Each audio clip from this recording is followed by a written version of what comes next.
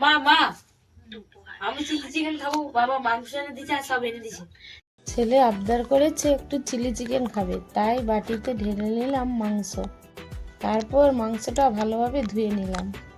তারপর পেঁয়াজের খোসাগুলো ছাড়িয়ে একটি পাত্রে রাখলাম। এরপর কেটে নিলাম ক্যাপসিকাম, তার সাথে সাথে টমেটো কেটে নিলাম।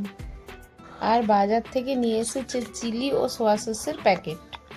এরপর মাংসতে সব রকমের মশলা মিশিয়ে দিলাম, জিরা গুঁড়ি, হলুদ গুঁড়ি, লঙ্কা গুঁড়ি আর আদা রসুনের পেস্ট দিয়ে দিয়েছি। আর নুনটাও দিয়ে মেখে নিয়ে ভালো করে ঢাকা দিয়ে রেখে দিলাম।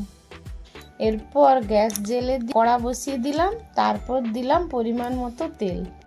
তেল গরম হওয়ার পর দিয়ে দিলাম ম্যারিনেট করা মাংস। তারপর ভেজে নেওয়ার পর মাংসগুলো তুলে নিলাম পাত্রতে। এরপর পেঁয়াজ, ক্যাপসিকাম ও টমেটো সবগুলো ভেজে নিচ্ছি।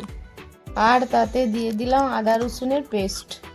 এরপর পরিমাণ মতো হলুদ ও লঙ্কা গুঁড়ি দিয়ে দিলাম। এরপর কষা হয়ে যাওয়ার পর একসাথে মিক্সিং করে চিলি সয়া সস দিয়ে দিলাম। এরপর পকোড়ার মাংসগুলো দিয়ে নেড়ে চেড়ে ঢাকনা দিয়ে দিলাম। কয়েক মিনিট পরেই রেডি হয়ে গেল আমাদের চিলি চিকেন। তারপর ছেলেকে দিয়ে দিলাম রুটি আর চিলি চিকেন।